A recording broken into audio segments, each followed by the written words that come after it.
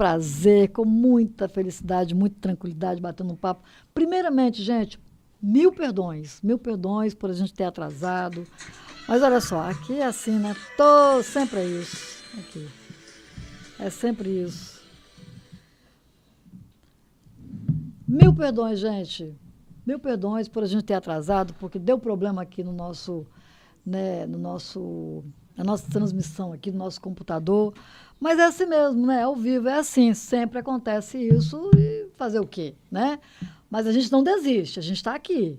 E com um novo formato, hein? O Conexão com Marta Sibien está dentro do Conexão Estúdio 1. Então, se você quiser vir expor suas ideias, falar sobre sua campanha, né? Nós estamos numa época, num ano de campanha. Se você quer, enfim, qualquer segmento que quiser vir aqui, fazer o seu podcast, estamos aqui para te receber muito bem. E com certeza com máquinas melhores, para não dar problema nenhum. Não é mesmo, meu querido? Hoje nós vamos estar aqui com uma pessoa, gente, o que ele faz é muito maravilhoso. Eu amo o que esse moço faz. Além dele ser amigo, ser bacana, falar baixinho, suave, também do jeito que eu gosto, ele é professor. Olha que maravilha, né? Tudo bem com você? Tudo jóia. Prazer estar com você. Que legal. Eu é que digo que é um grande prazer estar aqui. Gente, nós estamos aqui com o Roberto Carlos. Não é o Roberto Carlos cantor, não. Ele é professor. É o professor Roberto Carlos, que já foi vereador, que nobre, né? Vamos falar disso já, que já foi deputado e que hoje é um assessor parlamentar de ponta, né, do senador. E ele também é candidato, ele é pré-candidato a prefeito da Serra. Olha que desafio, hein, gente? Como é que você está com tudo isso, com toda essa apresentação? Bom, primeiramente, é um prazer estar aqui com você. Obrigado pelo convite e parabéns pelo seu trabalho desenvolvido, sempre com muita competência, com muita garra.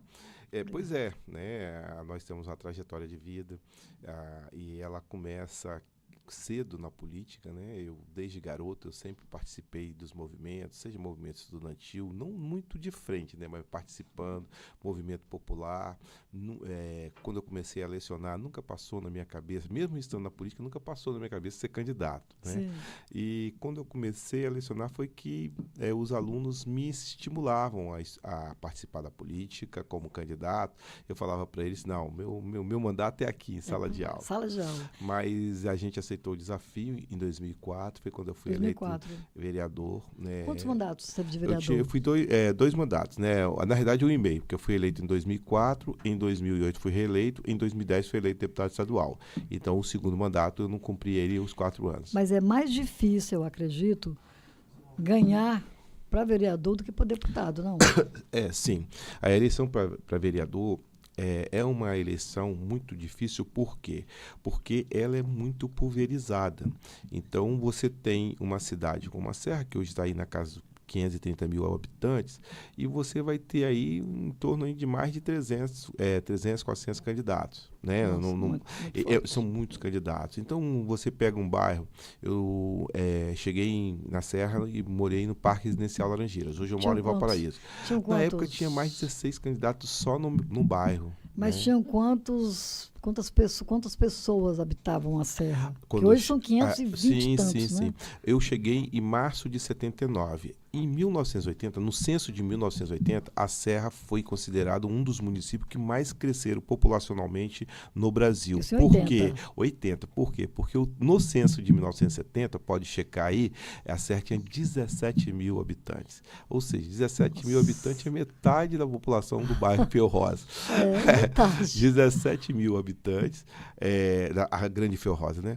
E em 1980, o censo acusou 82 mil moradores. Né? Então, quando eu cheguei com 14 anos, em 1979, 80, o censo colocou 82 mil habitantes, ou seja, a Serra cresceu muito de lá para cá. Né?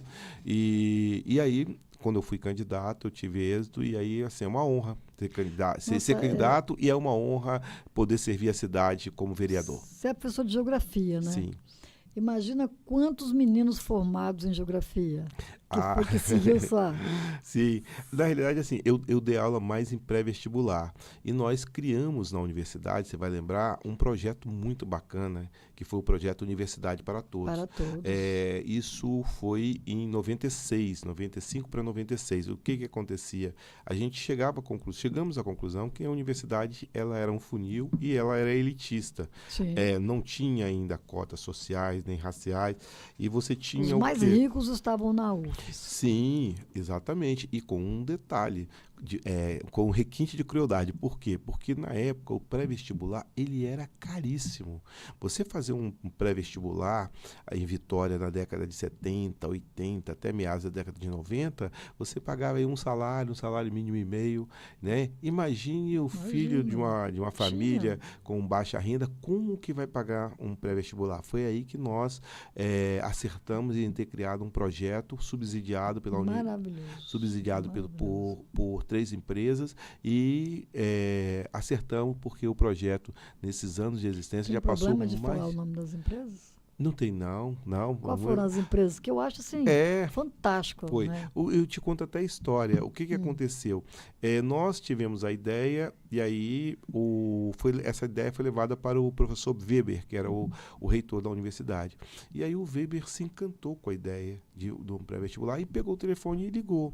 Aí ele conseguiu o apoio da antiga CST, hoje a ArcelorMittal, da antiga Aracruz, hoje Fibria, se não me engano, e também da antiga Companhia Vale do Rio Doce, hoje Vale. Então, 3 gigantes, né? 3 gigantes entraram, aí isso conseguiu subsidiar as apostilas, pagar os professores, que eram alunos, a maior parte deles eram alunos da universidade.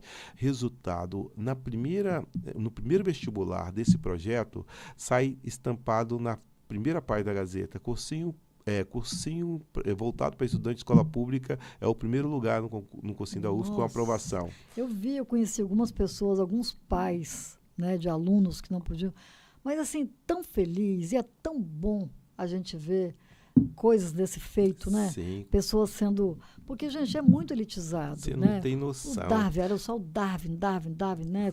Vou ver se Coque, eu consigo aqui. Vou ver se eu consigo te mostrar aqui, né? Quem sabe faz ao vivo, não tem aquela história? Com nós é assim. Olha só, nós é desse jeito. ontem eu estava, Marta, no Carone, lá em casa sou eu que faço a compra, né? Aí encontro essa menina aqui, não sei se o pessoal consegue ver, é uma ex-aluna. E ela assim, você precisa ver o carinho que ela teve, Marta. E quem tirou a foto foi a filha dela. A filha dela está fazendo medicina. Mas a filha dela, assim, falou, ele que é o professor Roberto Carlos, mãe, porque provavelmente a mãe fala da gente em casa. Então, assim, esse é o maior troféu. Obviamente, daqui a pouquinho nós vamos falar sobre a proposta de educação para a cidade, né? O professor quer muito mais do que elogio e do que ser lembrado. Mas eu não tenho dúvida nenhuma que é uma carreira, assim, que a gente se orgulha de ser professor por conta do retorno que a gente vê na mudança de vida das pessoas, né? É maravilhoso. Olha, por exemplo, eu vou lá no quando eu encontro, né, pessoas que dão depoimentos, por exemplo, lá do set, né, do divã.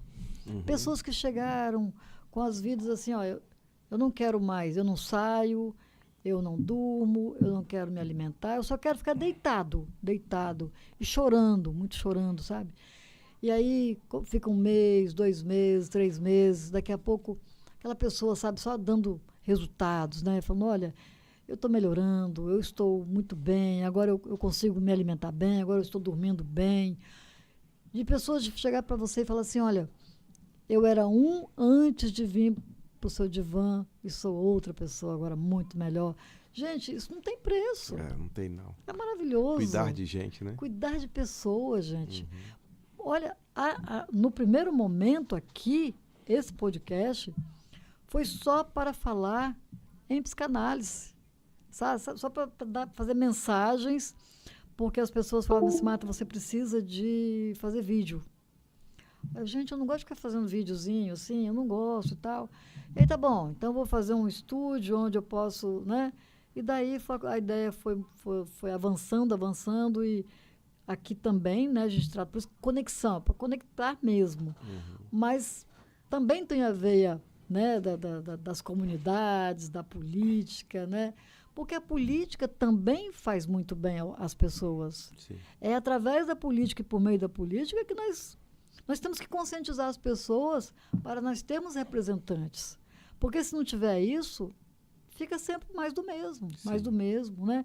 Então, aqui também é para isso, é para mostrar para as pessoas, para dar o direito de você vir aqui falar, e todas as pessoas, os candidatos, quem está lá, o secretário, tudo em benefício do nosso povo. Então, assim, é viver realmente pensando no próximo, pensando no outro.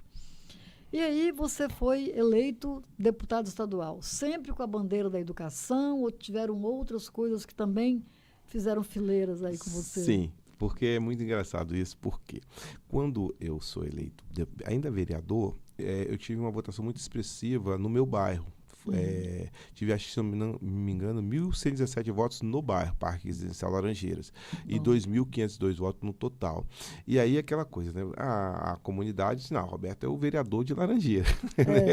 Aí o pessoal da educação, não, ele é professor Roberto Carlos. E tinha o pessoal do movimento cultural, o pessoal do movimento negro. Então, e eu fui o único vereador do PT naquela legislatura de 2005 a 2008. Então, o que acontece? Nós abraçamos várias bandeiras, né? A educação prioritariamente, participei, à medida do possível, das reuniões do Conselho de Educação, íamos às escolas municipais, ouvi os professores, travamos algumas batalhas na Câmara em defesa da valorização dos profissionais da educação, e fizemos audiência pública. Aí o pessoal da saúde se aproximou também, aí eu assim, aprendi muito naquele momento de vereador. Por quê? Porque o pessoal da saúde, e aí eu reputo assim, a Serra tem um corpo de profissionais nas diversas secretarias. O pessoal da saúde ajudou muito nos projetos que chegavam para lá. Eles prestavam quase que uma assessoria gratuita, sugeria iniciativa legislativa. Ou seja, nós depois passamos a ter uma relação muito próxima do pessoal, dos profissionais da saúde, e a gente fez um mandato amplo na área da cultura. Quando eu cheguei na Câmara da Serra, tinha, Marta, um decreto legislativo que obrigava a fazer uma sessão solene em homenagem a Queimado. Só que era de 2000 e nunca tinha sido feito. E aí, quando o nosso pessoal que chegou, o pessoal do jurídico, tem esse decreto legislativo aqui que obriga a fazer uma sessão solene. Aí o pessoal, na época, a imprensa batia muito nessa coisa de sessão solene. Mas não, fizemos uma sessão solene para resgatar a história de São José de Queimado, a revolta de Queimado. E aí, o que acontece? Trouxemos personalidades culturais, trouxemos artistas. Então, foi para a Câmara da Serra, Dona Ivone Lara, Leci Brandão, Neguinho da Beija-Flor, Edson Pafurado, lá da Piedade. O fato foi que... E aí nós casamos a sessão solene com o show. E aí Dona Ivone Lara deu um show na Praça da Serra, Leci Brandão, Neguinho da Beija-Flor, já deu um show lá em Manguinhos, que depois a gente levou para Manguinhos para ficar mais fácil o acesso. E aí, assim, a gente estreitou muito a relação e a defesa da história da população negra e também, claro, obviamente, da cultura. Vocês adiantaram, né? Então, assim, por isso que eu falei do mandato de vereador, assim, é uma eleição difícil, não tenho dúvida, mas é gratificante você ser um representante da cidade na Câmara. Por isso que aonde eu vou, eu peço às pessoas, às vezes as pessoas têm vocação pública, têm capacidade técnica, têm liderança, exerce uma liderança, mas às vezes a pessoa fala assim, eu não entro nesse negócio não, que política é coisa suja. Coisa suja. Mas aí eu vou falar uma coisa que eu sempre falo aqui, tá? E não vai ser agora que eu não vou falar. É muito bacana, né? Por exemplo, você chegar para mim e falar, Marta, você é bom você fazer, né, ser candidata e tudo, mas eu não digo que eu não vou ser, que eu não quero ser, que eu nunca vou ser mais. Mas, gente, é briga de gigante, tá? Porque você sabe disso, professor Roberto Carlos, que a mulher não tem chance. Nos partidos, eu não sei como é que é o PT, você esteve me falando antes da gente falar aqui, que o PT é diferente. Nos outros partidos não tem isso, não. É só para cota. Mulher é só para cota. Ela é rechaçada, ela não tem... Ninguém apoia a mulher nos partidos, não. Uhum. É só para cota. E aí, Marta, quando eu falei para você do PT, se você olhar hoje para a bancada federal tem 10 deputados federais, né? Então, tem 10 deputados federais, 9 homens e uma mulher. E Só essa mulher Jaqueline, é a PT. Jaqueline Jaque Rocha, do PT. Se você olhar para a Câmara de Vitória, ela tinha 2 mulheres, a Camila e a Carla. Hoje só tem uma mulher, que é a Carla, do PT. Se você olhar para a Assembleia, se eu não me engano, a Assembleia tem 4 ou 5 mulheres nessa legislatura, se eu não me engano. Mas na bancada do PT tem 2 deputados. Irine. A Irine Lopes, que é a deputada, e o Cosa, ou seja, 50% da bancada do PT é mulher. Então, quando eu falo isso, no PT, ainda bem, essa coisa do protagonismo dos negros, dos indígenas. Nós temos um vereador indígena lá em Aracruz, o Vilso Jaguareté, Sim. que é cacique. Então, assim, é definido pelas resoluções do partido, e hoje também, antes mesmo de ter lá no consignado na legislação, já tinha essa prioridade para as minorias, como diz o nosso amigo senador Condarato, as maiorias minorizadas, né? Então, o PT, se você for pegar a presença do PT na Câmara da Serra, nós tivemos a Lourença, vereadora, né? Nós tivemos... Exatamente. Então, é um partido aberto para a atuação das mulheres. Mas você tem razão. Por quê? Porque não é fácil. A mulher é mãe. Você fala, mas hoje avançou muito e as tarefas de casa são compartilhadas. Em alguns lares, sim. Em outros, mas não são todos. Não são todos. E outra coisa, a política, ela é muito... Ela te demanda muito. Ela demanda as reuniões com comunidade, reunião partidária, reunião de segmentos. Então, para a mulher, parece que tem uma barreira a mais. Por isso que quando eu vejo mulher como você, que é uma pessoa, do ponto de vista político, muito bem fundamentada, que não para, sempre desenvolve uma atividade, mesmo não estando no jogo político eleitoral, mas eu reputo você como uma pessoa que faz política, mas a boa política, a política de defesa, né, do público, de defesa da inclusão. Sim. E aí, assim, por isso que eu num outro podcast que eu estive, eu faço esse chamamento para as pessoas entrarem na política. Aquelas pessoas que têm boa índole, aquelas pessoas que têm ideal, aquela pessoa que sabe que pode chegar numa Câmara de Vereadores e fazer a diferença. A Serra precisa dessas pessoas. Porque eu vou dizer uma coisa para você. Eu digo de cadeira, gente. Não é fácil ser candidato. Não é fácil sair na rua pedir voto. Não é não, hein? Eu tiro o chapéu. Eu já passei por isso. Não é fácil, sabe? Você ficar pedindo voto, porque demonizaram demais a política, né? Em todo lugar tem problema, gente. Uhum. Quem trabalha em banco tem problema, quem trabalha no INSS tem problema, quem trabalha na polícia tem problema, quem trabalha... Qualquer segmento dentro de uma empresa, qualquer lugar. Nós, desde que a gente nasce, acorda e dorme... Nós estamos fazendo política. A vida é política, né? É de buscas, de projetos e de melhorias, né? De alcançar objetivos, enfim. Nós estamos o tempo todo fazendo política com nossos filhos, com maridos, com as esposas, né?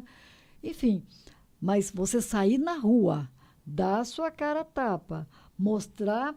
Porque aí a pessoa vasculha mesmo sua vida, e, né, busca tudo o que você fez e o que você pensa em fazer ainda.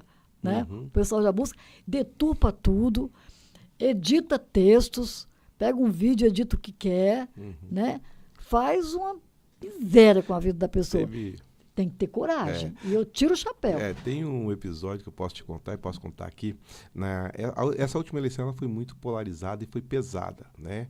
E meu filho chegou em casa, eu estava no trio elétrico, passei na Avenida Central e uma parcela, acho que significativa, dos comerciantes, pasme, os comerciantes que durante o período do governo Lula ganharam muito, venderam muito, mas foram para a porta das lojas e vaiaram. E aí meu filho chegou em casa, pai, um colega meu na escola disse que o senhor foi vaiado no bairro. Eu falei assim, fui, filho, mas isso para mim é tranquilo, porque eu joguei bola, meu filho. Então eu já fiz gol na casa de um estádio hostil. A minha figura fui lá e marquei o gol, não tem problema não. Brinquei com ele, né?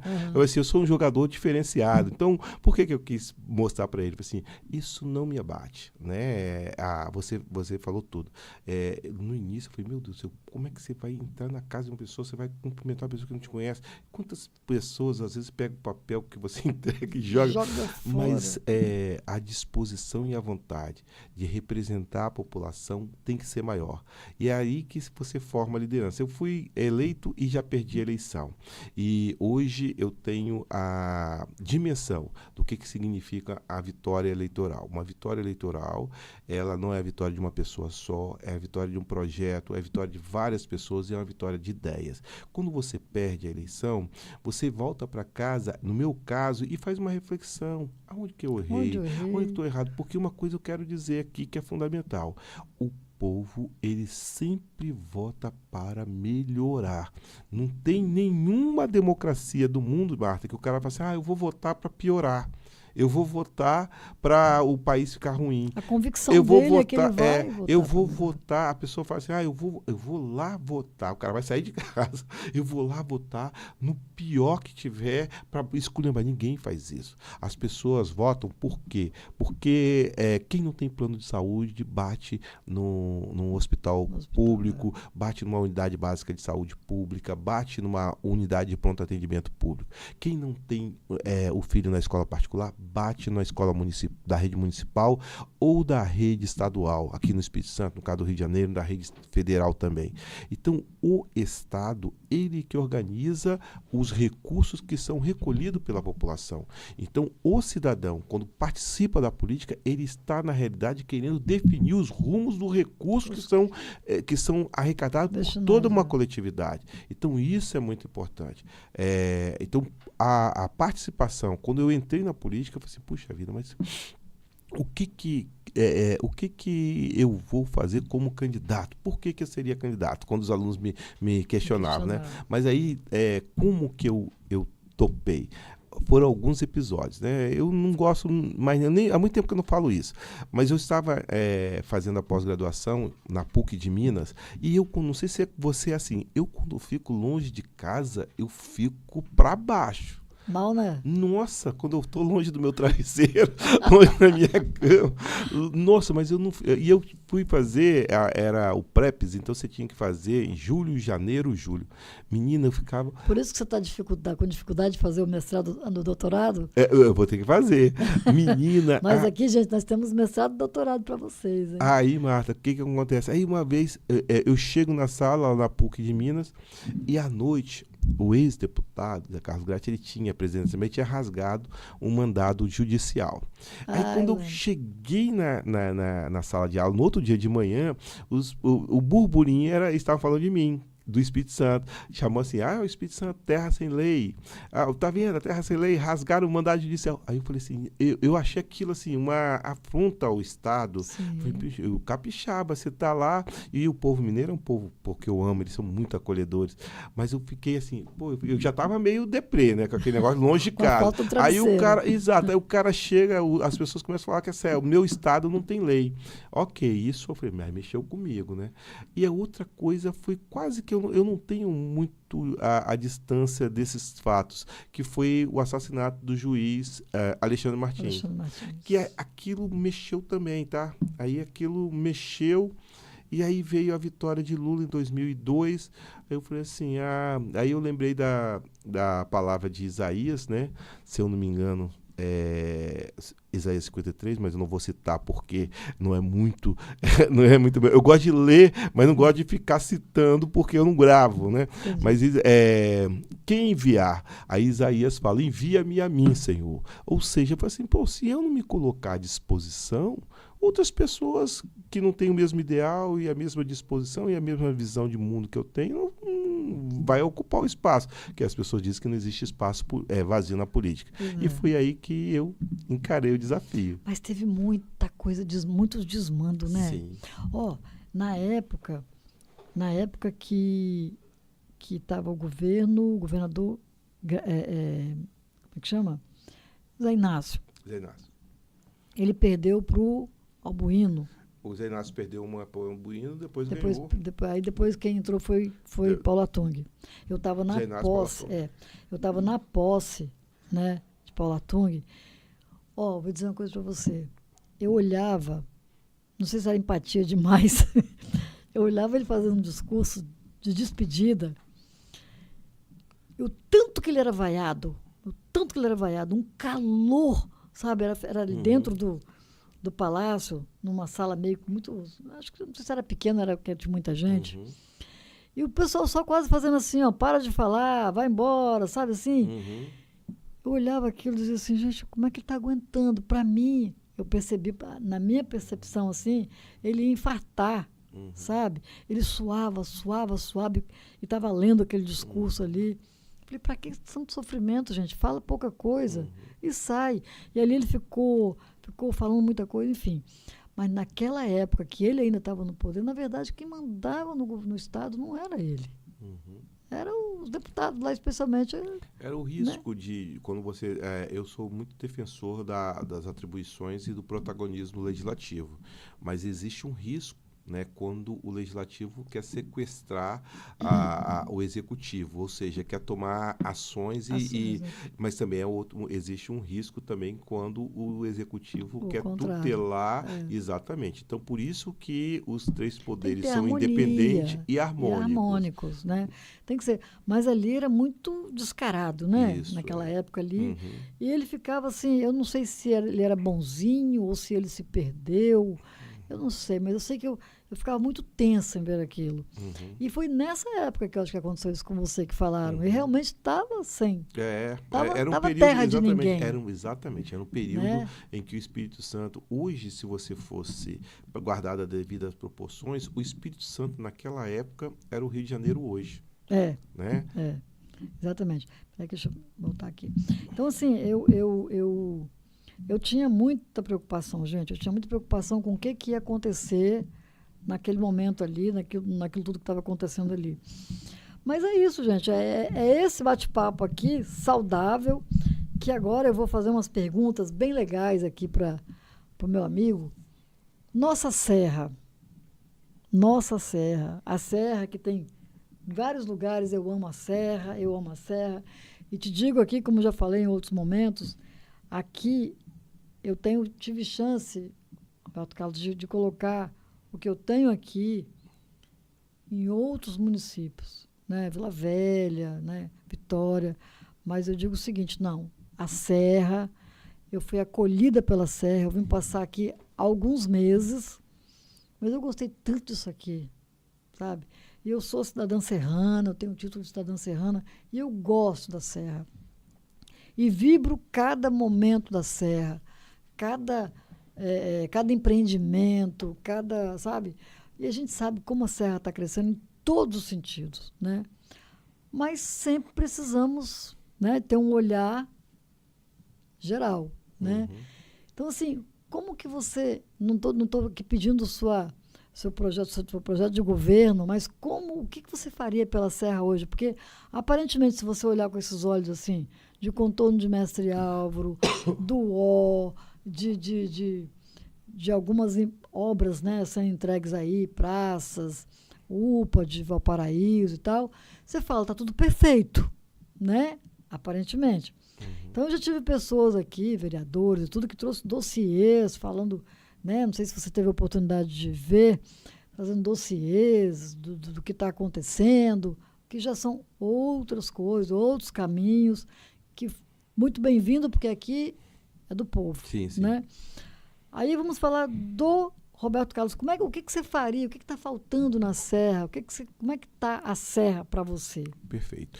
Bom, nós, quando eu falo nós, o Partido dos Trabalhadores, nós somos sócios desses últimos anos, né? O PT, eu fiz um levantamento um dia desse, o PT, filiado ao PT, os simpatizantes, tiveram mais de 20 secretários ao longo desse período, na pasta da educação, na pasta da saúde, na pasta na Serra, nesses últimos anos do atual e do ex-prefeito, se você pegar de 97 até os dias atuais, foram em torno de 20 ou um pouquinho mais secretários e secretárias filiadas ao PT. Né? O PDT com PT e PSB sempre foram muito... Exato. Né? Aí aí eu entro assim, por que eu estou falando isso? Porque nós temos responsabilidade com os avanços da cidade. Eu, quando fui vereador da chamada base aliada, claro que eu não era vaquinha de presépio, tanto é que de vez em quando tinha um atritozinho com o executivo, porque eles queriam tutelar meu voto e não iam tutelar. Mas assim, então nós somos partícipe desses avanços. Aí, por que o PT tem uma candidatura? Porque a gente sabe que pode avançar mais. Aonde? E aí você foi cirúrgica quando você fala, puxa, o contorno Mestre Alva, que é uma obra federal. Aí você tem ali a obra do Ó, que é perto lá da casa das minhas irmãs, que é aonde quando eu cheguei em Laranjeira, eu cheguei ali na Miguel Ângelo. Então, o que acontece? É uma obra que vem de recursos federais, do Finisa. Então, a Serra, em termos de planejamento, isso está mais que contratado. A Serra, todo mundo sabe o que precisa ser feito. Por exemplo, quando você faz o binário agora da Norte-Sul, esse binário ele já estava programado há 5 anos atrás. Eu era secretário de Trabalho, Emprego e Renda no governo do ex-prefeito e todo mundo já estava se preparando, organizando internamente para fazer o binário. Então, do ponto de vista das intervenções viárias na cidade, isso não vai ter divergência. Qual é a principal divergência que nós vamos apontar na hora que o jogo começar a pegar? Primeiro, o atual e o ex-prefeito, eles disputam um campeonato de ver quem faz mais obra. Entrega a obra, mas não entrega junto à política pública. Pergunta a você, quantas praças tem na Serra que ficam ociosas por falta de política pública de esporte, cultura e lazer? Praticamente todas, para serem ocupadas. E essa é uma questão. Nós vamos ocupar esses espaços. Outra coisa, De que forma, assim? Como ocupar esses espaços? Sim, vamos lá. Você pode fazer de diversas formas. Quando a gente for fazer o desenho do nosso plano de governo, que ainda não está pronto, mas tem gente já começando a matutar, você pode fazer uma contratação de uma organização social e pessoal, eu quero instrutores, professores de educação física, de futsal, handebol, vôlei, basquete e diversas modalidades.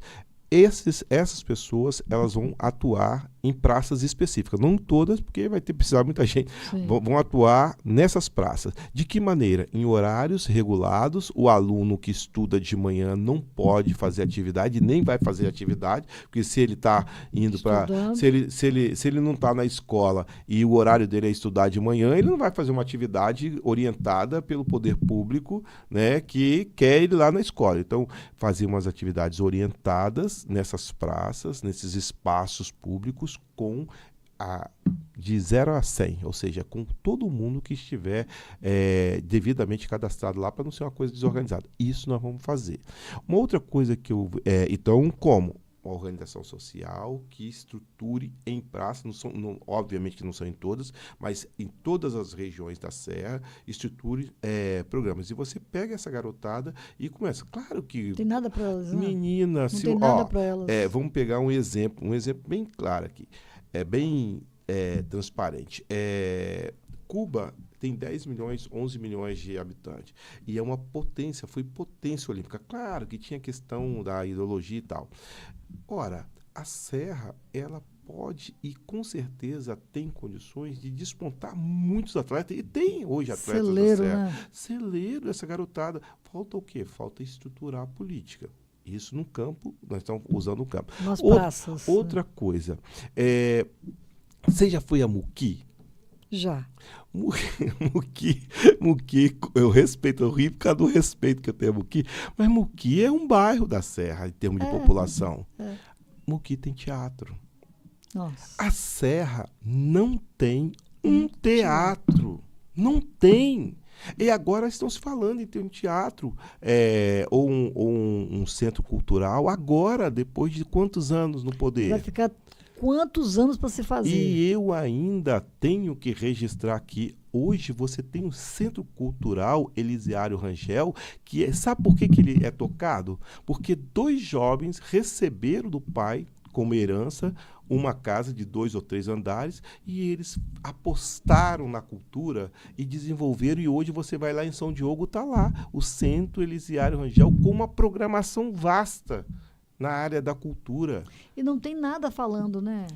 Não, assim, a garotada vai lá, inclusive vem gente de Vitória e Cariacica, Vila Velha, para esse centro cultural, porque ele tem uma programação vasta. Ou Você seja, sabia que aqui nós vamos ter o curso de teatro? que maravilha. Então, aí a gente cai já para a cultura, sai do esporte e vem para a cultura. Quantos grupos de teatro essa cidade não poderia ter? Nossa. Vamos parar aqui. Hoje é quinta-feira, hoje à noite. Quantas peças de teatro estão sendo encenadas neste momento na Serra, uma cidade de 530 mil habitantes? Nesse instante. Vamos rodar, assim, faz um giro com a mente de ponta a ponta, Serra Sede, Jacaraípe, Nova Almeida, pega Volta Ferro Rosa, vai em Carapebus, pega Jardim Carapina, vai para as pontas da Serra. Não tem nenhuma peça cultural neste momento acontecendo nessa cidade. Tanta gente boa, né? Não tem. Então, o que é isso? Isso é estruturação de política que não teve. E eles não têm, porque o interessante é apresentar a obra. E isso nós vamos debater. Estamos qualificados para isso. Outra coisa, aí eu venho para a minha área, que é a área da educação. Eu achei bonito, a prefeitura entregou mochila, um kit, isso é muito bom, mas vamos entregar mais. Nós vamos entregar isso, mas nós vamos entregar um futuro melhor para essas crianças. Por quê? Porque nós vamos fazer uma aposta meio ousada na educação. Claro, isso já é uma política nacional, que é do Plano Nacional de Educação, que é ampliar a educação em tempo integral. Isso nós vamos fazer, isso não tenha dúvida. No estado já tem, né? Valorizar, está aumentando e está ampliando e cumprindo metas. Valorização dos profissionais da educação. Valorização efetiva, com formação continuada, e aí entra um pouquinho o pulo do gato, que é o quê? Mudou, o mundo mudou. Hoje nós estamos de forma acelerada entrando num processo de inteligência artificial. Sim. E essa inteligência artificial, embora tenha gente que diga que não é nem inteligência nem artificial, mas isso muda muito a relação do conhecimento, da forma como a gente conhece. Então, o que a gente precisa? A nossa criançada precisa entender. Abrindo um parênteses. Sim, claro. O meu neto, ele agora está no 3º ano. No 3º, lá, comecinho, 8 aninhos. Ele chegou para a professora dele e disse assim: quando de verdade vai começar as aulas? No mês de outubro. Ele tinha passado em tudo. A mãe dele falou assim: eu vim aqui, a senhora me chamou, né, o que a senhora tem para falar sobre ele? É que ele já passou em tudo. Se eu der para ele, ele faz. E aí, e tem outra coisa, eu estou estudando coisas que ninguém me questionou. Ele veio me perguntar quando é que eu vou começar a dar aula. Aí ela falou assim: mas você já está tendo aula? Ele falou assim: não, mas eu estou dizendo assim, de neurociência, de física quântica. Esse menino está em outro patamar. Sabe? E ele não tem acesso a telefone. Para falar comigo, a mãe é que tem que fazer. Sim, e esse é um problema hoje. Uma ligação para mim. Ele não mexe no telefone, não faz vídeo, faz nada. Ela está segurando o quanto pode. E ele já chegou nesse ponto. Ele falou assim: olha, ele fala de Einstein, de relação de tempo, de espaço. E eu fico assim pensando: gente, mas esse menino não estudou nada disso. Ou seja, se você não estiver pronto, né, com essa formação continuada, dando estruturação para esse professor, ter condição de acompanhar, né? Porque vai ficar assim, vai ser desse jeito. Uma coisa muito emblemática dentro do que você está falando foi uma jovem de 13 anos, se não me engano, ou 11 anos, eu não vou lembrar direito, quando teve aquele grande tsunami no Sudeste Asiático, na Indonésia, Malásia. Essa jovem salvou uma praia, porque ela tinha tido uma aula de geografia e o professor falou como que se daria um tsunami, né? Explicou que era um tremor de terra, um abalo sísmico no oceano, e que você teria um recuo do nível do mar, né, da linha de praia, você vai ter um recuo e depois vem a onda. Quando ela viu essa característica que ela tinha estudado, ela foi lá e falou, gente, vamos sair que é de tsunami, e salvou uma praia, parece que Puxa, que que tem legal. isso registrado. A educação. E a gente, assim, eu estava em sala, eu passei no concurso da CEDU em 2022, entrei na sala de aula em 2023. Em julho eu me licenciei para ficar no Senado. Marta, é assim, a escola, é escola estadual. Eu lembro quando eu era vereador, nos bairros, as famílias não queriam colocar as crianças nas escolas estaduais. Elas queriam colocar as crianças nas escolas municipais. Houve uma reversão disso. Que maravilha. Houve uma reversão. Hoje, as escolas estaduais na Serra, eu sou lotado na Arlindo Ferreira Lopes, lá de Boa Vista, e na Escola Laranjeiras, que é aqui em Laranjeiras, a gente chama de Laranjeiras Velha, que aí eu dou aula à noite. A estrutura que essas escolas têm. Agora, eu vi um profissional da educação, os novos, chegando com aquele gás todo e gente boa chegando e querendo fazer mestrado, doutorado, e vi alguns professores meio que sem brilho nos olhos, sem esperança. E, cara, não tem nada pior do que um professor entrar em sala de aula sem brilho nos olhos. E isso é muito ruim. Agora, eu entendo, porque um professor, em alguns casos, ele tem que ter uma jornada puxada para ele fazer um salário digno. Então, paga muito mal, né? Melhorou nos últimos anos, porque veio o piso, mas tem que melhorar mais. Então, essa coisa tem que ser atacada. Agora, a formação continuada, ninguém para. A universidade, ela é vamos dizer assim, ela é um pontapé inicial, mas profissional nenhum da educação pode parar. Não pode. E aí, ele tem que ter condições para fazer essa formação continuada. Tem que ter facilidade. Eu, quando fui vereador, tinha uma briga muito grande, porque ficava na gaveta na época da Secretaria de Educação, não vou citar nome, quem era secretário na época, que ficava segurando a liberação de alguns professores para ir para o mestrado e para o doutorado. Né? Era uma luta. Aí eles iam lá na Câmara pedir, poxa, tá lá, meu processo está lá na Secretaria de Educação, você pode ajudar? Eu falei assim, não sabe como é que eu vou ajudar? Vou ajudar. Fiz uma audiência pública, né? Falei assim, está engavetado lá, está indo pessoas por critério político. E aí foi aí que tiveram que fazer uma portaria para dizer como que vai de forma republicana. Então, a gente tem que fazer as coisas de forma republicana, transparente e ter o profissional da educação como aliado. Aí vem uma crítica minha a algumas coisas que eu estou vendo meio fascistoide, de deputado entrar em hospital chutando porta, esse tipo de coisa. Palhaçada. Isso não melhora em nada. Aí eu vou passar isso, não melhora em nada a saúde. O que melhora a saúde é você valorizar os profissionais, é você dar formação, é você acolher, é você ouvir o profissional, porque às vezes tem profissionais doentes da própria saúde. Então, esse tipo de coisa, nós vamos ser muito firmes ao condenar qualquer um que queira diminuir o papel do servidor público. Mas do servidor público, nós vamos cobrar, obviamente, a responsabilidade com o público. Tem pessoas aqui perguntando, tem Eliandro Reis, muito obrigada por você estar aí. Ele fala, se ainda der tempo, gentileza falar das potências que pulsam nas nossas comunidades periféricas. Querido professor Roberto Carlos, lembro do nosso querido Jeremias Reis, campeão do programa The Voice Kids. Jeremias. Sim, e você sabe, Marta, que o Jeremias é de Central Carapina. Sim.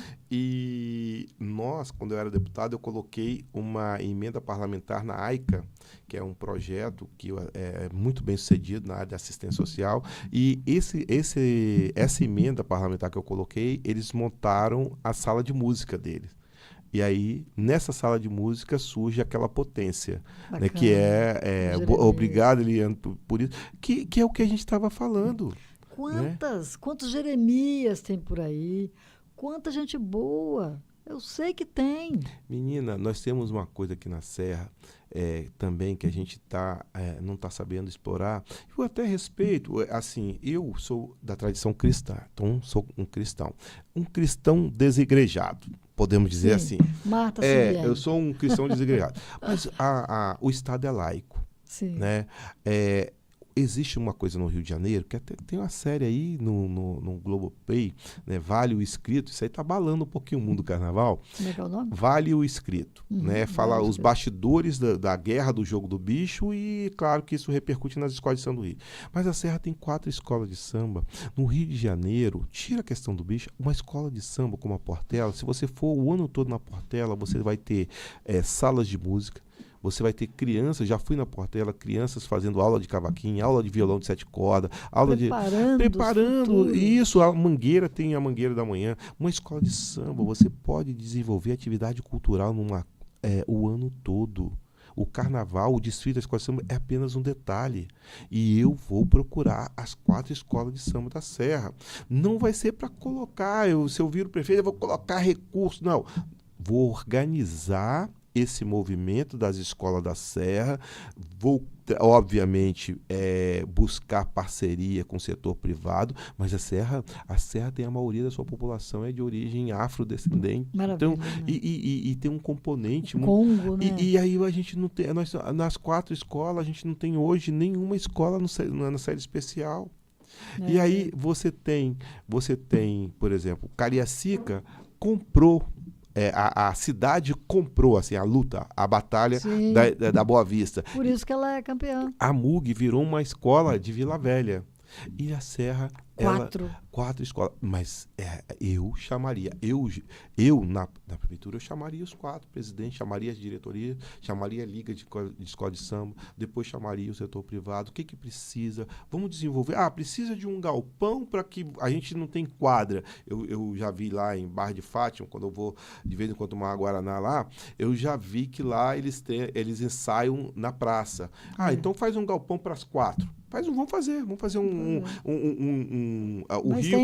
o Rio fez a cidade do samba. Faz um galpão para as 4. E as 4 usam o galpão de forma o ano todo para arrecadar recursos. Para que a escola tenha capacidade de ter recursos para fazer um carnaval? Eu desfilei ano passado, esse não, mas o ano passado eu desfilei na Imperatriz, como é que é? Aqui da Serra? Barra de Fátima. Império de Fátima. Império de Fátima. Eu peço desculpa ao sambista da Serra, eu não desfilei, eu não estou mais também com esse pique todo para desfilar em várias escolas, mas eu desfilei, eu peço até desculpa, eu desfilei na Piedade. Por que a Piedade? Porque meu pai é do Morro da Fonte Grande, e a Piedade, a Escola Unida da Piedade, ela surgiu da junção de 3 blocos, inclusive o Amarro Burro, que era lá da Fonte Grande. Então, eu sou Piedade desde garoto, né? Mas agora você tem que ser da Serra. Não, eu sou da Serra, 100%. E tem não vou nem entrar no futebol, não, que também tem um probleminha aí, que quando era vereador era muito cobrado. Mas o fato, Marta, é que... o fato é que eu enxergo, Marta, esse momento assim, cultural, você pode potencializar. Você viu, nós falamos de teatro, que não tem. Nós falamos de grupos teatrais, que eu confesso para vocês que eu não sei se tem na Serra, a gente tem que inventariar. E eu falei das escolas de samba, então estou falando de cultura, né? O Miguel Júnior, boa noite, querido. Grande fera. Parabéns, professor Roberto Carlos, uma conversa muito boa. Aí o Eliandro fala, lembro das AMPs, iniciativas que visam organizar as comunidades periféricas para a geração de oportunidades e rendas nos diversos territórios da nossa cidade. Ruth, boa noite, queridona. Que joia que está você aí. O Eliomar pergunta, boa noite, professor e doutora. Como levar o nosso povo, a ser mais politizado? Então, são perguntas aí e parabenizando você pela sua estadia aqui. Né? Então, futebol, já fiquei até um pouco curiosa, mas não vou perguntar, não. Pergunta, que eu tenho uma resposta ótima. Então tá. Por que você não torce para o nosso futebol da Serra? Pois é, menina, torço muito pelo nosso futebol da Serra. O que acontece? Eu sou amante do futebol. Amo. Eu sou flamenguista, muito flamenguista. E desde garoto, Flamengo e Rio Branco. Eu sou rio-branquense. Quando eu fui vereador, o pessoal da Serra Sede ficava me né? Por que você não é Serra e tal? Porque o que acontece? Eu tenho um carinho todo especial pro Serra, porque eu joguei no Melo, que era um time aqui de Laranjeiras, e a gente enfrentava o Serra, né? O Serra, eu já saí de Laranjeira para ver um jogo do Serra contra o MEC, quando o Serra era amador. Depois o Serra virou um time profissional, e um bom time profissional, tanto é que o Serra tem vários títulos capixaba. Mas eu sou rio-branquense. Aí o cara fala assim, mas se você for prefeito, o que você vai fazer? Aí eu lembro do nosso querido prefeito do Rio de Janeiro, César Maia. Quando ele foi prefeito, o César Maia é botafoguense doente, o filho dele também é Botafogo. E aí ele chegou no Rio, 60% da população da cidade do Rio é flamenguista. Aí ele chegou no estádio Flamengo e Botafogo. Aí o repórter foi lá e colocou o microfone. E aí, prefeito, vai torcer pro seu Botafogo? Aí ele, não. Não. O prefeito do Rio de Janeiro é Flamengo. O cidadão César Maia que é Botafogo. Então, a mesma coisa. Se eu virar prefeito, o prefeito é Serra. O cidadão Roberto Carlos é rio-branquense doente. Eu gosto muito do Flamengo. Nós temos a mesma coisa. Rio-branquense, flamenguista. Nós estamos juntos. E aí estamos juntos, né? Vamos fazer uma grande festa. Quando eu estive conversando com você um dia, tomamos um café, você falou uma coisa que eu não esqueci, que foi a questão de Jacaraípe. Ótimo. Né? A orla de Jacaraípe, o que fazer para potencializar o turismo ali, né? E eu gostaria muito que vocês colocassem isso aqui, né? Perfeito. Porque Jacaraípe é tão lindo, né? Marta, o que acontece? Assim, você fez uma introdução muito boa no início, a Serra avançou. A nossa cidade hoje ela atrai empreendimentos de classe média alta, que aí tem uma característica da nossa cidade, a gente atrai investimento horizontalizado, a gente traz pouco investimento de classe alta e média alta verticalizado, mas aí tem um problema que na cidade nós retrocedemos. E aonde que nós retrocedemos? Foi em Jacaraípe. Jacaraípe é um bairro maravilhoso, uma praia muito... Eu vou pouquíssimo a Jacaraípe. Minha praia é Manguinhos. Mas é justamente por isso, porque ficou... Não sei se o termo certo é esse que eu vou falar, ficou marginalizado. O que acontece? Vira e mexe, eles fazem, né, tanto o atual como o ex, faz aquela revitalização da orla. Né? Jacaraípe precisa de um plano para atração de investimento imobiliário, precisa fazer um seminário sobre... Vou falar um seminário mesmo, para ouvir a ADEME, para ouvir Sinduscom, para ouvir a população, para ouvir investidores externos, para saber o seguinte, como que nós podemos potencializar esta potência de orla que é Jacaraípe. Marta, você vai lembrar junto comigo. Eu sou muito mais velho que você.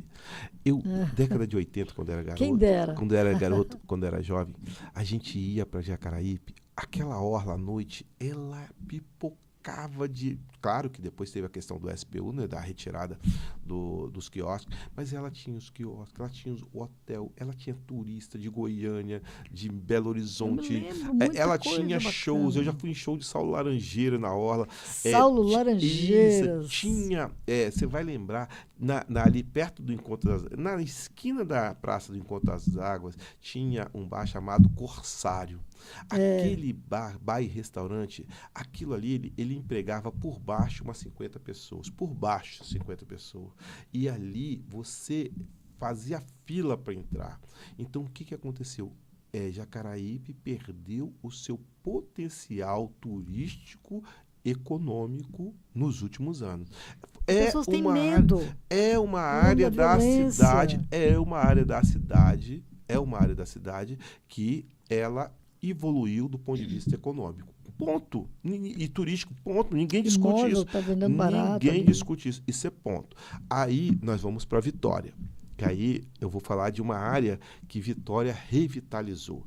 Que eu também já fui, porque meu pai tinha parente naquela região ali, de antigo São Pedro, aquela região de Caratuíra. Então, o que na época... o idealizador foi o Luiz Paulo, mas o João Coser potencializou um lugar que era um lugar que o Hamilton de Mariterra Almeida... lá. Não, ali já é Santo Antônio, Mário Gurgel. Mas eu falo a Ilha das Caeiras mesmo, onde tem as Sei, desfiadeiras as de Siri, desfiadeiras, um né? lugar próximo a uma área que já foi considerada um lugar de toda a pobreza, Lembro. segundo o documentário de Hamilton de Hamilton Almeida, de Almeida. né? E a Graça Andreata, que é uma companheira do partido, também fez um livro sobre São Pedro e a ocupação do mangue em São Pedro. O fato é que a gestão municipal em Vitória, eles estruturaram e revitalizaram aquela área e hoje é um polo gastronômico. Hoje tem gente que sai da Praia do Canto para comer uma muqueca lá na Ilha das Caeiras, né? Então, o que foi isso? Foi a visão de quem estava à frente da prefeitura de revitalizar e construir um polo gastronômico numa área que já tinha essa potencialidade. Então, por isso que eu falo, o que teria que ser feito em Jacaraípe não vai surgir na minha cabeça. Eu não sou arquiteto, não sou urbanista, mas existe urbanista. Por exemplo, Curitiba tinha uma área que os engenheiros queriam uma duplicação da avenida. O Jaime Lerner não topou. O Jaime Lerner fez o que hoje é o Parque Botânico lá. Né? E fez uma região grande de avenida para só pedestre. Ou seja, existe projetos para a cidade, existe forma de revitalizar uma área degradada e você reconquistar aquele espaço que já foi um espaço que gerou emprego e renda.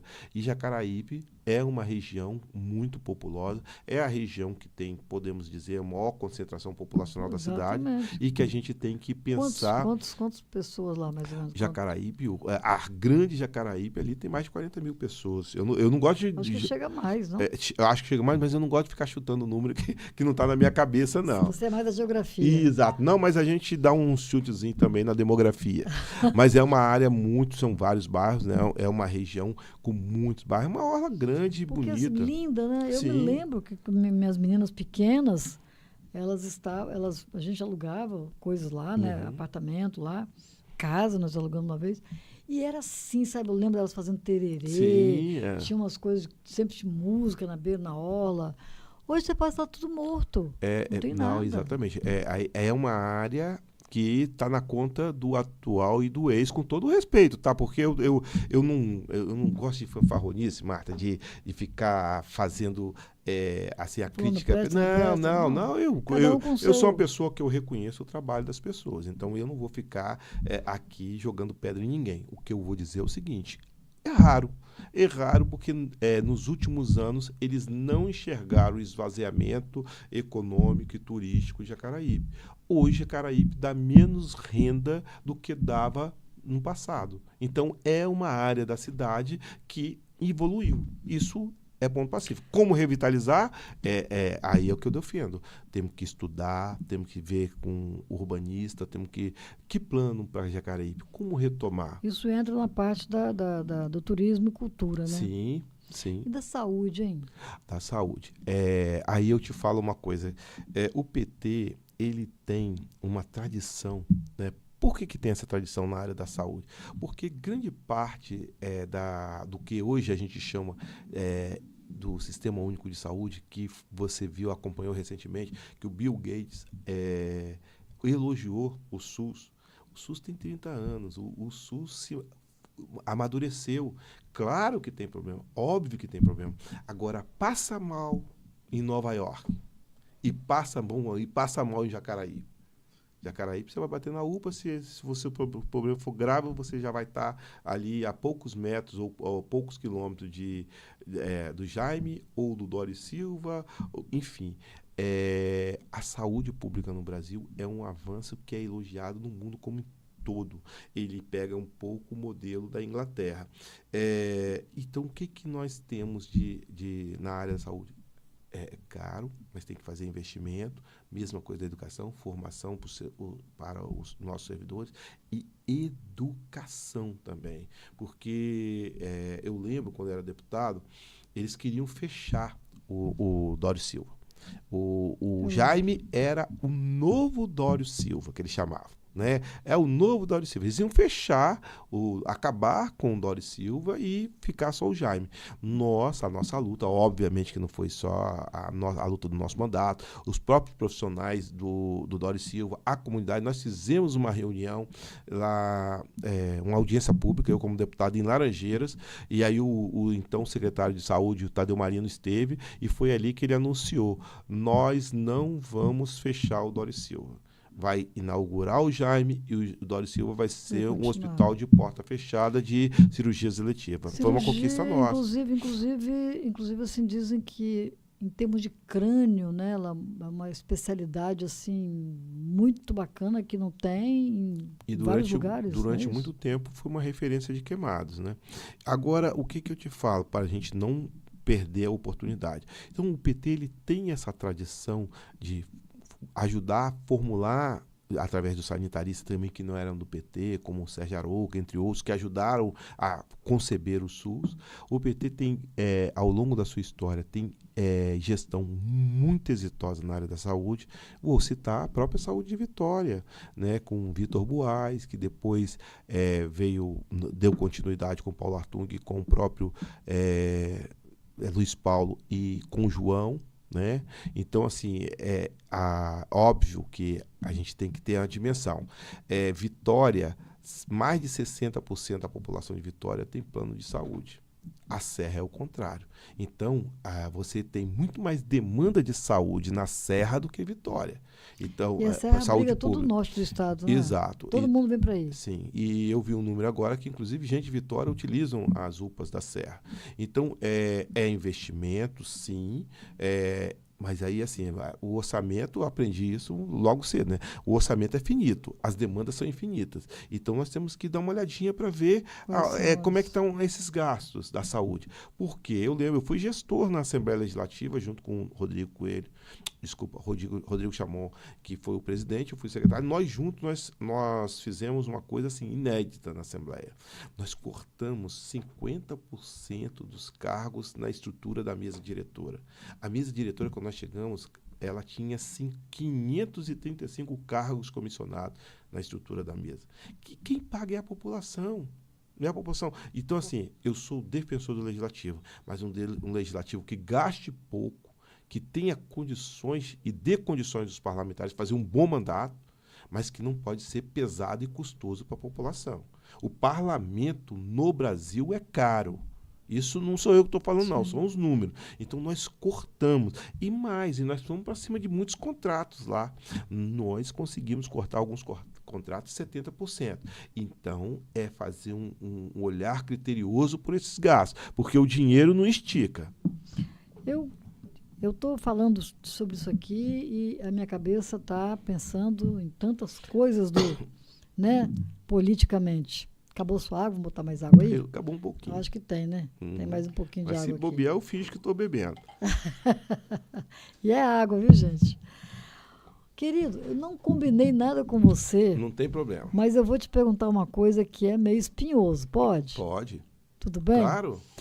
Eu hoje encontrei... Por que eu estou te perguntando isso? Porque hoje eu encontrei com uma pessoa chamada Pastor Fabiano, que ficou preso. De Fio Rosa. Ele é de Fio Rosa? É de Fio Rosa. Conheço a fera. Então, aí eu falei, gente... Aí eu até falei, vamos lá pro podcast, vamos contar a história lá. Não posso. O Moraes não deixa. Tô de tornozeleira. Uhum. Né? Enfim. E aí, como é que a gente... que fala disso? O que eles falaram lá, a gente ouve todo mundo, a gente escuta todo mundo, né? Uhum. Então, assim, o que você me diz disso aí, rapaz? Esse 25 de fevereiro, porque a gente está nos grupos, a gente está caminhando, a gente vê muita coisa, né? Uhum. E quando você ouve, porque eu sou do direito, né? Uhum. A gente tem que ouvir os dois lados, né? E eu não paro muito para ficar ouvindo, deixa eu ver aqui, porque eu não estou advogando para ninguém. Sim. Eu simplesmente estou aqui, né? Eu tenho conexão aqui, eu sou uma cidadã que vejo aqui, com olhares, tento olhar bem balanceado e não falar, radicalizar, né? Agora, eu particularmente penso que pessoal chama o PT de radical, mas o outro lado está muito radical. Tá uma coisa extrema, né? É o que eu percebo isso. Eu, Marta, tá, gente? Então, assim, eu acho que tá ficando feio até, porque demonizam demais, falam coisas horríveis, né? Então, enfim. Então, o que você me diz disso aí? Ele fala que não deixam ele porque ele não fez nada de errado, porque não é isso, porque aquilo. O que vocês, né, do governo Lula, do PT, porque eles foram para as trincheiras lá, para o Exército, e botar cabana para condenar o resultado das urnas, né? Então, foi esse o começo, né? Uhum. Ele é um desses que provocou tudo isso aí, que foi, enfim. O que você me diz de tudo isso que está acontecendo desde dessa eleição do presidente Lula? Não vou falar desde essa eleição, não. Vou voltar um pouquinho mais para trás. Marta, quando eu fui me vacinar pela primeira vez, teve uma senhora que estava na fila. Ai, meu Deus, eu não sei se eu vou vacinar, porque eu ouvi na rádio que Magno Mal estava falando da vacina. Marta, esse pessoal negacionista está na conta deles. Mataram mais de 700 mil pessoas. É óbvio que teria óbitos. Se o governo tivesse responsabilidade, teria. Claro que teria. Mas por que o Brasil, percentualmente, foi o segundo ou primeiro país que mais morreu? Coincidentemente, acho que o primeiro foi os Estados Unidos, com 2 negacionistas. A extrema-direita, hoje, ela é extremamente organizada, ela é financiada, e ela tem método. E o método dela está toda vocacional, inclusive sendo monetizado nas redes sociais. Então, a democracia não pode financiar aqueles que querem acabar com a democracia. Deus me livre. É só saber o seguinte, esse povo que estava na porta, rezando na porta dos quartéis, para quê? O que eles queriam lá na porta dos quartéis? Qual era o objetivo deles? Então, hoje está muito tranquilo de saber que as informações estão aí. Eles tinham uma minuta de golpe, eles tinham um método para chegar a esse golpe. O 8 de janeiro não foi, os pobres coitados, como diz o ex-presidente, agora na Paulista, tem que anistiar os pobres coitados. Não, eles são pobres coitados sim, porque acreditaram num líder frouxo. Porque ele foi para os Estados Unidos. Mas a minuta do golpe está lá. E outra coisa, na minuta falava-se em prender o ministro Alexandre de Moraes. O ministro Alexandre de Moraes, que é demonizado nas hostes bolsonaristas, se a gente não tivesse uma pessoa com a perspicácia, com a inteligência e com a firmeza, a democracia brasileira tinha acabado. Esse cidadão, o ex-presidente, ele já falou, está gravado, que a ditadura matou pouco, que tinha que ter matado 30 mil pessoas. Isso não sou eu que estou falando, não. Isso está gravado, isso aí entra na internet que a gente consegue ver. Então, eu fico assim, nós não podemos condescender com essas pessoas. Eles não têm responsabilidade com democracia. Eles falam em liberdade, liberdade deles. A liberdade deles. Mas que liberdade é essa? O judiciário, e ficou provado depois, de forma atabalhoada e apressada, condenou um ex-presidente sem prova. Aí eles vão para as redes sociais e chamam o nosso presidente Lula de descondenado. Agora, daqui a pouquinho, o líder deles vai ser preso. Aí o STF, aí como diz o Malafaia, o Supremo é o povo. Né? Ou seja, nós ganhamos e derrotamos um projeto fascista no Brasil. Eu não tenho dúvida disso. E aí assim, a sorte que o Brasil teve foi que o Donald Trump perdeu as eleições dos Estados Unidos. E aí o Biden, o atual John Biden, ele mandou já uns representantes e eles vieram avisar, né, aqui a cúpula na época das Forças Armadas que não ia tolerar golpe no Brasil. Agora, vamos lá. Vamos supor que Donald Trump ganhasse as eleições nos Estados Unidos. Você acha o que eles iam fazer, né, e como que eles iam financiar essa vitória de Bolsonaro? Então, a democracia do Brasil foi pelo um fio. mas por um Por um fio. fio mesmo. Por um fio. Então, assim, eu não quero personalizar a questão do Fabiano, que eu conheço o Fabiano lá de velhos carnavais. Então, assim, respeito, tenho a minha solidariedade pela prisão dele, não deve ser uma coisa fácil, ele é pai. Agora, do ponto de vista da visão do país que eu quero pro Do meu todo, né? país que eu quero para o meu filho, não é esses deslocados querendo asfixiar e acabar com a democracia, não. Eles querem uma democracia, uma liberdade imposta por ele. Então, assim, eles não respeitam a diversidade, eles não respeitam o contrário. E as Eles mulheres? não... exato. Olha, eu sempre, eu não, assim, eu aqui não declaro nada, Uhum. né? Mas eu sempre disse o seguinte, o que o ex-presidente falou das mulheres, eu falo mesmo, gente, por favor, né? Não tem condição. Uhum. Uma pessoa dessa me representar, o que falou das mulheres, Sim. gente, não, sem chance, né? Assim, eles estão mobilizados, porque é o que eu falei, isso tem financiamento, era monetizado. Então, o ministro Alexandre de Moraes fez uma fala agora na abertura do ano letivo do curso de Direito lá na USP, e ele foi muito preciso. Ele conhece, ele sabe o que está acontecendo. Então, assim, e teve que ser duro com esse pessoal. E daqui a pouquinho, hoje teve operações, teve prisões de empresário, porque prendeu aquele pessoal que fez a invasão no Congresso, no STF e no Palácio do Planalto. Agora, financiadores. Vai chegar aos mandantes. É igual o crime da Marielle. Né? Ficou lá no Rio de Janeiro, o governo Bolsonaro no governo federal, o aliado lá no Rio de Janeiro. Aí agora as coisas começam a avançar. Já tem delação premiada, já sabe quem matou, já está chegando a mandante. Eu não acompanhei. Não, Não os executores estão presos. Uhum. Teve uma delação premiada recente que aponta que para um dos mandantes um conselheiro do Tribunal de Contas do Rio de Janeiro. Então as coisas estão acontecendo. Agora, o que ela fazia? A Marielle era vereadora do PSOL. Sim, eu sei, assim, ela era... Aí tem algumas coisas que era contra, né? Negra, mulher, LGBT, tem um monte de coisa que a gente sabe. Assim, direitos humanos, atuava em áreas de milícia. Ela provavelmente a atuação dela contrariou, né, o interesse de alguém, e esses interesses, lá no Rio de Janeiro, que hoje está muito complicado, acabou ceifando a vida dela. Foi isso que eu ouvi. Eu ouvi um comentário, comentaristas, né, um pequeno debate, uma conversa, falando do Equador. Lembra? Eu não sei como é que está o Equador agora, mas o Equador estava numa coisa, né, bem difícil lá. E aí eles falaram exatamente isso. Falaram, gente, nós estamos falando aqui do Equador, mas vamos nos reportar para o nosso país aqui. Vocês têm noção como é que está o Rio de Janeiro?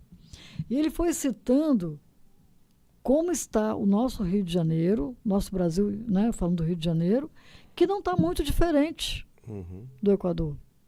E que a polícia, né, falando não, a polícia, não estou falando só de polícia civil, militar, a polícia em si estava assim, como se estivesse perdendo, foi o que eu entendi, né? Perdendo realmente o controle. Se ela não avançasse, ia virar um Equador. Né? Então, se a pessoa não for firme, se não tiver, né, gerência mesmo firme, a coisa... Degringola. Que é o que a gente fala, está citando como Rio de Janeiro. Foi preso hoje, foi hoje, né? Foi ontem à noite, né? O deputado, acho que foi ontem. O deputado Assunção. O mesmo que estava liderando aquele processo de greve da Polícia Militar. Sim. Né? Assim, eu tenho muitos amigos e ex-alunos que são militares, da Polícia Militar, e pessoas sérias, pessoas corretas. Assim, a gente sabe, a Constituição não permite greve de polícias. né? Por quê? Porque eles são armados, né? Então, a sociedade não pode ficar refém. Lógico. Agora, por outro lado, a segurança pública hoje é um gargalo no Brasil como um todo, em alguns lugares mais, em outros menos, mas é um gargalo. E não tenha dúvida, tem que ser firme. Eu sou daqueles que defendo a legalidade, eu sou dos direitos humanos, mas os direitos humanos, ele é para todo mundo. Ele é para aquele cara que cometeu um crime e ele é para o policial. O policial, muita gente da polícia se encantou com aquele discurso, o PT como é que é, defesa, direito dos manos, defende bandido. Não, o direito humano defende a dignidade humana. Né? E hoje você tem, eu não gosto de usar a expressão bandido, mas você tem bandido fardados. Todo dia, todo santo dia, em algum lugar do Brasil, um policial, ou mais de um policial, é preso por conta de atividades ilícitas. Mais recentemente, hoje, no Rio de Janeiro, acho que foram guardas municipais, se não me engano, não sei se foi polícia militar ou guarda municipal, que foram presos porque eles estavam cobrando, pegando, a gente chama de corrupção, né? Pegando dinheiro daquelas pessoas que estavam caindo no bafômetro. O cara faz o teste, o cara, você vai perder, você vai perder R$2.000, não sei o quê, por recolher seu carro, aí o cara pagava R$500. Hoje está aí, nos principais sites da internet. Então, tem gente séria em todas as áreas, e no caso específico da segurança pública, não se faz segurança pública com bravata. Eu estou vendo muita gente se promovendo politicamente com farda, se promovendo, e daqui a pouquinho vira candidato, em todas as esferas, vira candidato e chega lá, começa a propor uma série de leis draconianas e que não resolve, porque o problema da segurança pública, ele não vai ser só com leis. O problema da segurança pública nós estamos com a caçada aí que vai mais de 20 dias de dois membros perigosos do Comando Vermelho que estavam presos num presídio de segurança máxima. Os memes falam, né? Uma segurança máxima daquela. Exato. Então, assim, não é com bravata, não, que você vai melhorar a situação. E aí, por isso que a gente volta na educação.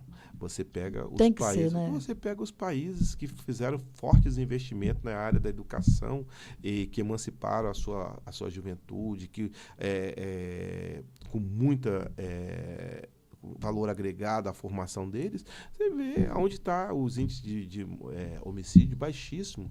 Então, é educação, é prevenção, mas também é a ação da polícia de forma qualificada.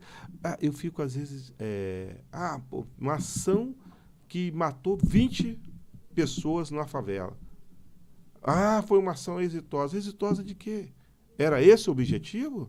Então, quer dizer, como diz um conhecido meu, então quer dizer que a pena de morte já está instituída. Só que no caso do Brasil é para as pessoas um pouquinho mais pretinhas, mais morenas, não é isso? Você não corre o risco, não, que você é loura. Então,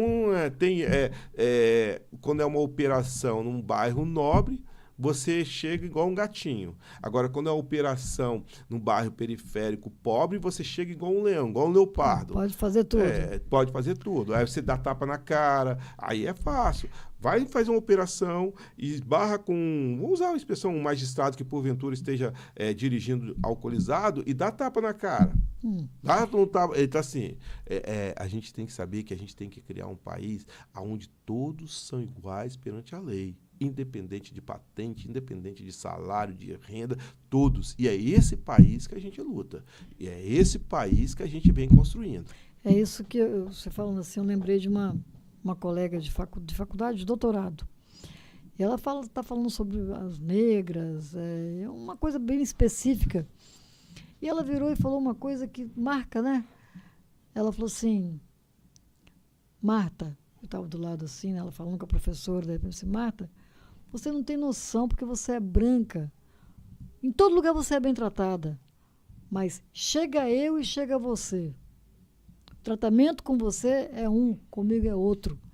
Eu nunca parei para pensar. Lógico, eu nunca fui negra, né? Então, assim, Mas eu nunca tinha parado para pensar. Eu falei assim, olha, e se eu chegar junto com você, eles vão sempre achar que eu sou sua empregada, né? Que eu sou subalterna.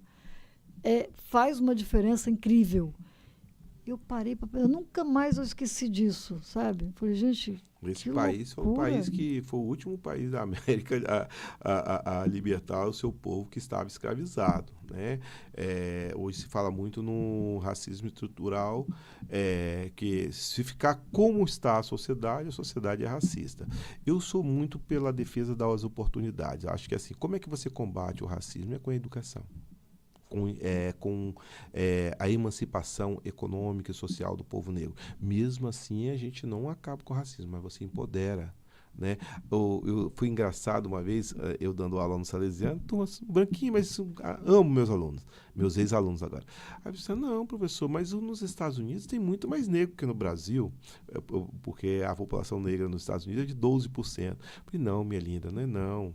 Nos Estados Unidos são 12%. No Brasil, se você for levar pardos e pretos, dá mais de 50%. Mas por que nos filmes americanos, todos os filmes americanos têm negro? Aí eu falei, porque na década de 60 a luta dele desagou no que diz respeito às cotas raciais e dali avançou. Aí você vai assistir Netflix, você não vê um documentário de estrangeiros norte-americanos que não tenha, ou um filme que não tenha presença negra. Por quê? Porque isso foi uma conquista. Né? Não foi dado, foi uma conquista. E agora, graças a Deus, está bem divulgado. Tá. E eu sou, nesse aspecto, assim, o movimento negro tem uma participação muito importante nessa luta. Lá atrás, se falar em cotas era um absurdo, né? Mas hoje não. Hoje as pessoas sabem que as cotas raciais, que nós já estamos em outro patamar, as cotas raciais elas vieram para começar a corrigir uma distorção histórica, que ainda vai levar muito tempo para corrigir. Tem a Graça, Mark, tá, bate-papo excepcional, ela está dizendo aqui. Quem é? Graça Mark. Um abraço para ver. Um abraço, Marta.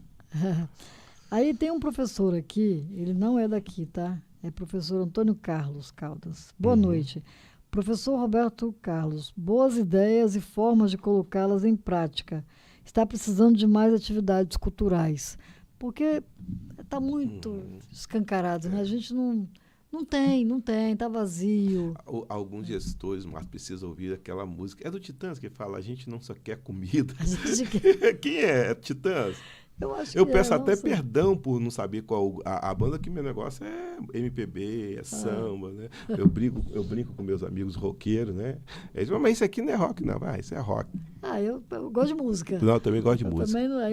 Eu estou aqui com uma lista, que eu tenho aqui um mapa. Como é que está o PT? Está tudo certinho, está redondinho, já tem todos os candidatos a vereador, bonitinho, já está tudo bacana? Não. O PT está formando a sua chapa. Hoje o PT faz parte de uma federação. Essa federação é composta por PT, PV, Partido Verde e PCdoB. Então, esses três partidos eles vão ter um número X de candidatos. Todos os partidos ou federações vão ter 24 candidatos. São 23 vagas. Subiu para 23? São 23 vagas. Eram 23, estavam querendo subir para 26.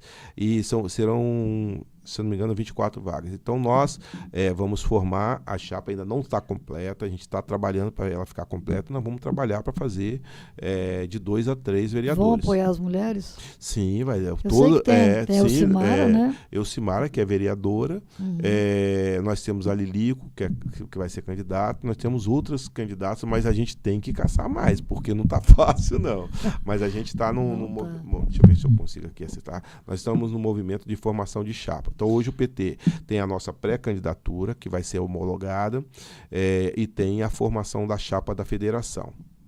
Então, aqui, doutor Bezerra, continuando na frente do PV, né? O Bezerra é do PV, não é presidente do PV. O presidente do PV, se não me engano, é Fábio. Eu conversei com o Bezerra recentemente, falei com ele da importância dele, da participação dele também na construção dessa candidatura. Ele tem as atividades dele como médico, né? Tem Aracruz, né? A vida dele é um pouco corrida, mas ele é um companheiro que a gente tem um grande respeito. Chamei ele para vir aqui para falar sobre as doenças das crianças. Isso, conheço o Bezerra na época que ele era do PCB.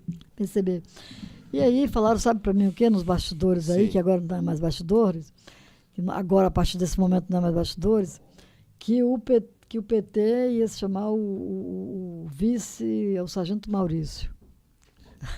Não entendi. O PT? O PT ia chamar seu vice, que seria o Sargento Maurício. Nossa!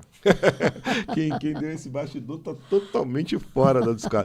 O Maurício, ele trabalhou comigo na Câmara, foi meu assessor, só que ele deu uma guinada para a direita, assim, uma guinada de 180 graus. Hoje ele é um bolsonarista contumaz, né? Ah, é? Pelo menos as informações que eu tenho dele, né? Mas eu tenho, assim, um respeito à figura dele. Quando ele prestou serviço na assessoria, ele foi uma pessoa muito competente. Agora, eu não entendi, assim, tem um tempo que eu não vejo e não converso com ele, eu não sei qual foi dessa guinada, mas tá lá. Então, assim, chance Pra onde zero. vai Galinhão? Galinhão, eu vi também recentemente que ele saiu do PSB, provavelmente para o PT não virar, né? Já convidaram? Não, o PT não convidou, não. Que PSB, né? Eu não sei, ele teve um problema lá, parece que a direção partidária questionou a questão da fidelidade dele nas últimas eleições. Como eu não conversei com as pessoas e não conheço de fato o que aconteceu, eu não posso emitir opinião. Entendi. E aí nós temos aqui, ó, o pessoal do PSD, do Republicano, do PRD, do DC, do PMB, que estão lá junto com o Pablo Muribeca. Esses são os partidos que estão com o deputado, né? Exato. Com o Vidigal aqui nós temos o PDT, nós temos União Brasil, PMDB, aliás, o MDB, né? O Podemos, PMN e o Solidariedade, que parece que foi agora o PRTB, que estava com o Vidigal, vai para o Audifas, né? Aí temos aqui o PT, o PSDB federalizou lá com Cidadania. Não sei para onde vai a nossa querida Graciméry. Ela é candidata? Eu acho que sim, ela é candidata, ela tem boas ideias lá. Eu estava eu te falei que estava dando aula na Escola de Ensino Fundamental e Médio de Laranjeiras Velhas, e um belo dia ela aparece lá para dar uma palestra. Candidata, eu olhei assim, a gente vê candidato de longe, né? E com um negócio bem produzido, eu falei, candidatíssima essa aí. Candidatíssima, sim, candidatíssima, tem boas ideias. Ela é candidata a prefeito ou... Prefeito. A prefeito, ok. Prefeito, Boas ideias, é bom. Boas ideias, melhora o debate. Uma renovação, né? Sim. Tem que ter. E aí, assim, eu tenho os candidatos aqui do Vigigal, tenho os candidatos aqui do Pablo, tem os candidatos aqui, mas eu não vejo, além da Elcimara, eu não vi ainda. Tem Gilmar, né? Gilmarzinho, que a gente chama, querido, que já foi vereador e tá se movimentando muito bem. Tem o Ivo Lopes, que vem da Juventude. Nós temos o Antônio Pescador, lá de Jacaraípe. Nós temos uma pessoa que tem um movimento junto aos comerciantes da Serra Sede, que é o Edson Quintino.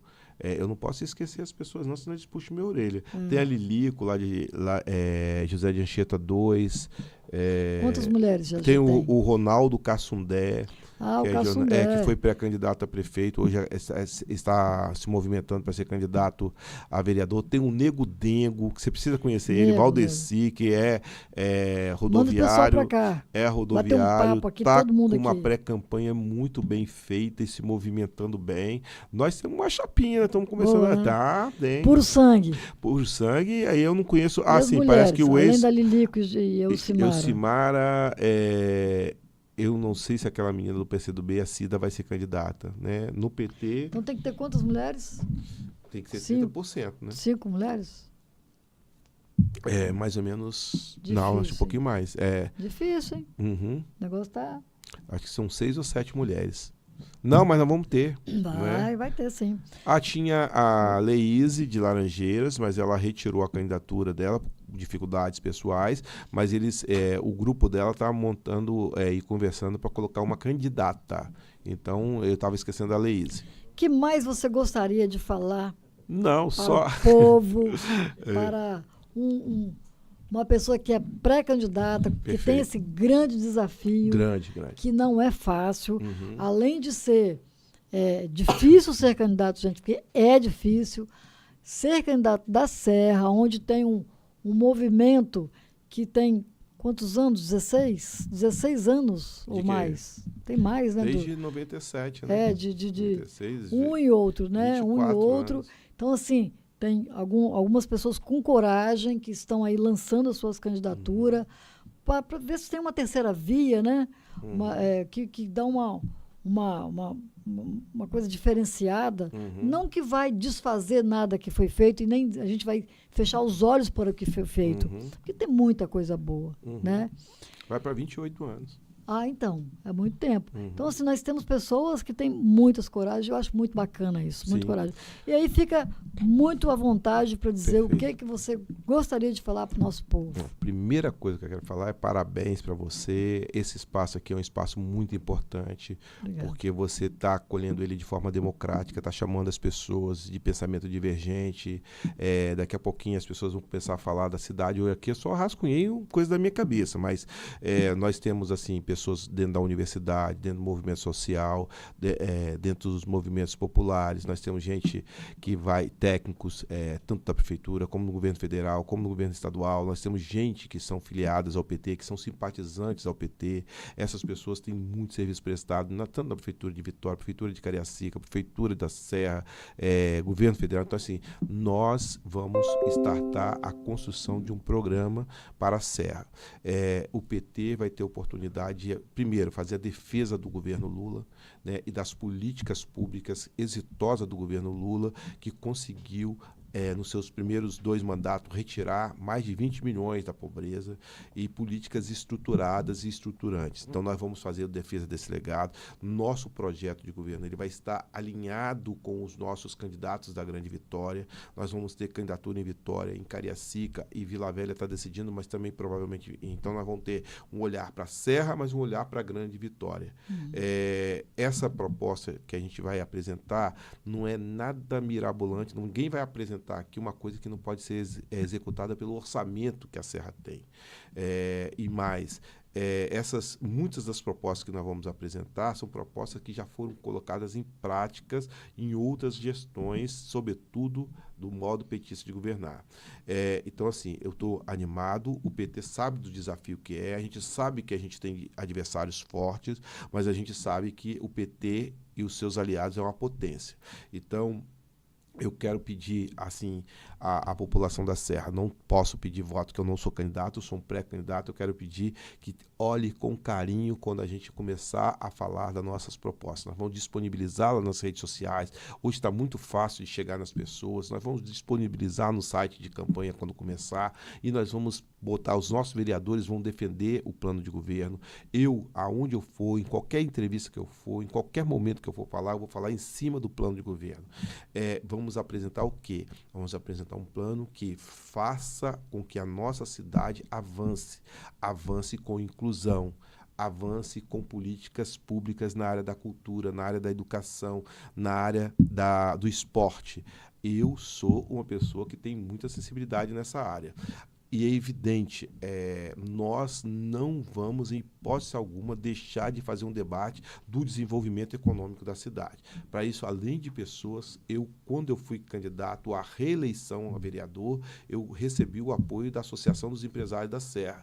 Por que eles resolveram me apoiar? Eu e 9 pessoas, que fui convidado a ir lá no auditório do hospital à parte, e eles falam, esses aqui são os nossos 9 candidatos que nós estamos indicando para as pessoas da ASA. Por que o setor empresarial apoiou o nosso mandato na reeleição? Porque nós fizemos um mandato sério, nós fizemos um mandato que debateu a cidade, nós fizemos um debate transparente, onde as pessoas enxergaram a seriedade da nossa conduta na Câmara. Nós fizemos na Câmara da Serra muitas críticas ao gasto desnecessário que a Câmara fazia e também apontávamos as críticas também para o Executivo. Então, nós temos essa referência na nossa vida pública. Foram 10 anos de mandato, 6 na Câmara e 4 na Assembleia Legislativa, sem um arranhão e sem nenhum tipo de associação, meu nome à corrupção. E isso eu vou fazer essa defesa por quê? Porque tentaram associar o PT, o Partido dos Trabalhadores, à corrupção. Muito pelo contrário. O PT foi um dos partidos que mais combateu o corrupto na sua história de 3 anos. E é isso que nós vamos fazer. Então, estou animado para fazer esse debate com muita tranquilidade, com muito respeito, mas com muita disposição. E nós não vamos aceitar nenhum tipo de fake news em relação ao PT, em relação à nossa história. Nós vamos defender a nossa história e nós vamos apresentar para a cidade uma coisa que a gente acredita que vai melhorar a vida das pessoas. Bacana. E aí, já fica o convite para as pessoas que quiserem fazer seus debates.